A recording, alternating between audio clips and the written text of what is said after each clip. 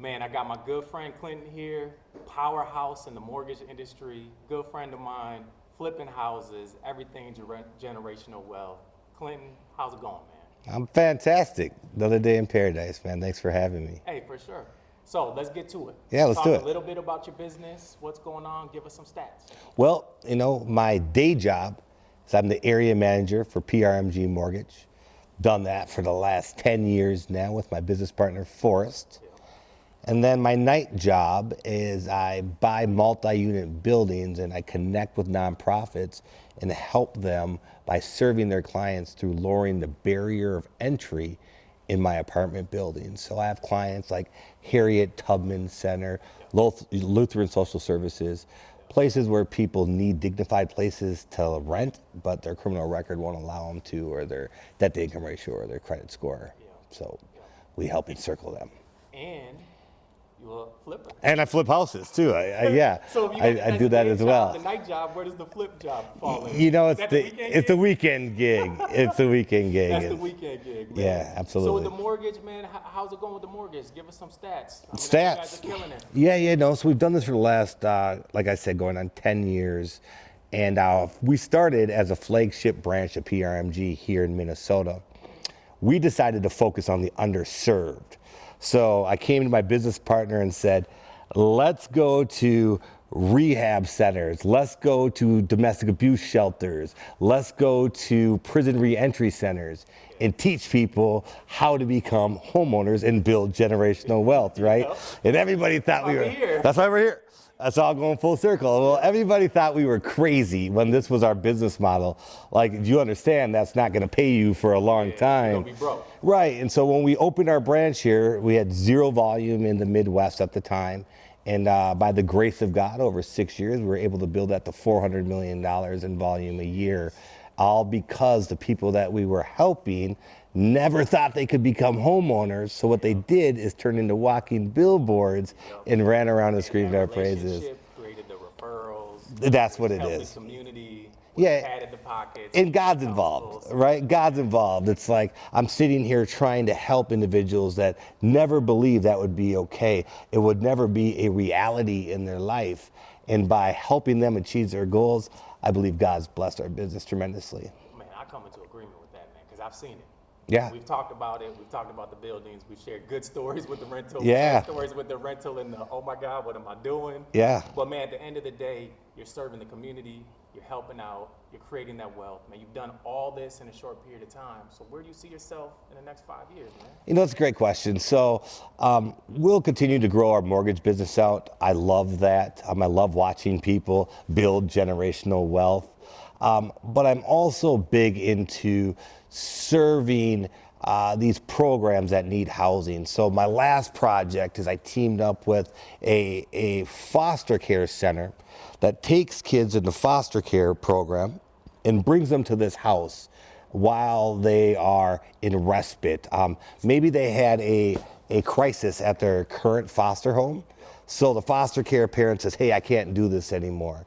Well, the only place they had to put these kids while they look for a new foster home is either the children's jail or the children's hospital, which is terrible choices, right? There's not a good one in there. It's insane. So what we're doing is teaming up with a program where we purchase the real estate and we create programs that have accountability, mentorship, leadership, schooling, et cetera, while we try to find a permanent home for these young men. So to answer your question, I'd like to take that from homes to campuses where the people that are stuck in the foster care system can come live on this campus, get all the love, support, God, education that they need, and then they can stay on campus after they turn the age of 18 to 23 to learn life skills, college, et cetera.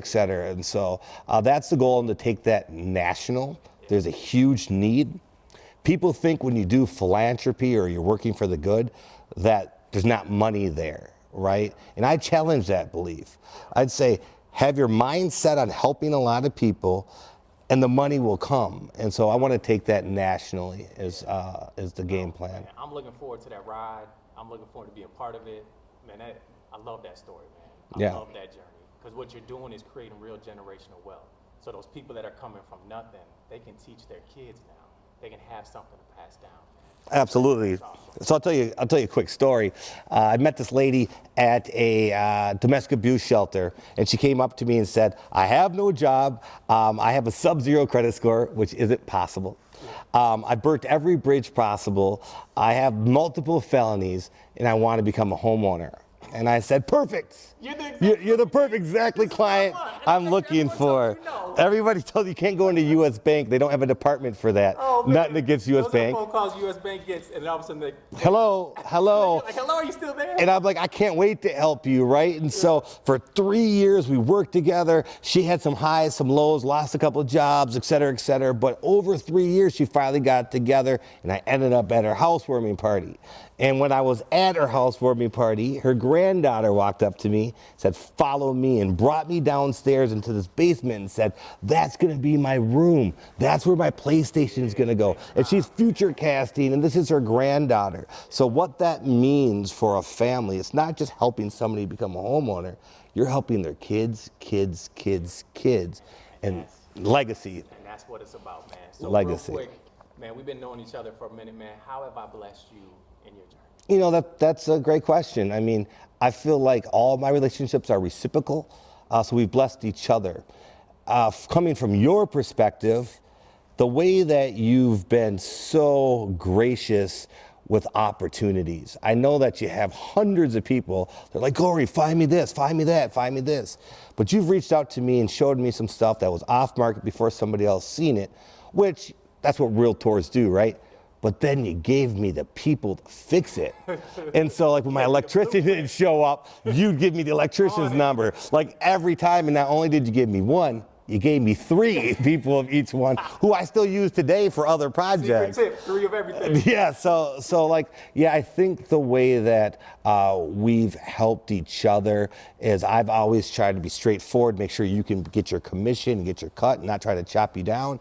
And you've made sure that the ROI would make sense for me and help me with the people I need to get the job done. That's a relationship. Hey, it's back and forth. We're making deposits. Yes, sir. We both are making deposits. That's why our relationship flourishes, man. And nobody's overdrafted. Not yet. Not yet. I'm gonna call you when my credit score is sub-zero. Got you. Most important question. Yes. Last one. Okay. Asking everybody. Right. What's more valuable, $1 million or 1 million followers? God, you know, that's a great question. Whose are the 1 million followers, right? So if I have these fake followers that I paid for, I could pay $50,000 and have 1 million followers tomorrow. But if I have 1 million followers that are genuinely interested in leveling up their life, and I'm able to inspire them to do so, I would say the 1 million followers, because hopefully some of those people will take the experiences that we're going through, use them in their own life, and create generational wealth. My legacy isn't built on cash. My legacy is built on how many people I can help touch while I'm here on this short time on the planet. So I'd say 1 million real followers. If they're fake, give me $1 million. Keep it real, man. Yeah, man. I love it, man. Appreciate you. Yeah, brother. Great job. Much love. All right, man.